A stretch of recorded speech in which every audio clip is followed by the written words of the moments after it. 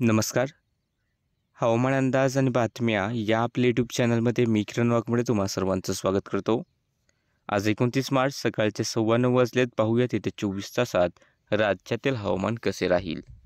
सर्वात प्रथम जर पाहिलं तर उत्तरेकडून खास करून उत्तर भारतात वाऱ्याचा वेग वाढलेला आहे आणि त्यातूनच काही वारे हे विदर्भाकडचं पाहायला मिळत आहे. त्यामुळे विदर्भात वाऱ्याचा वेग हा वाढलेला दिसतोय.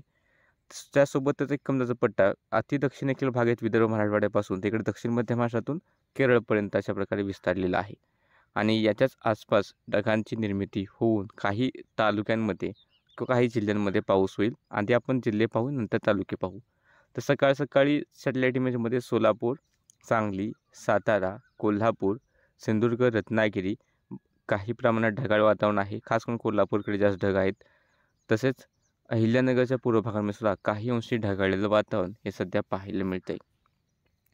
आणि येत्या 24 तासातील जर विचार करायला गेलो तर कोल्हापूर, सिंधुदुर्ग, गोवा, बेळगावच्या आसपास गडगडाटी पावसाची शक्यता आहे.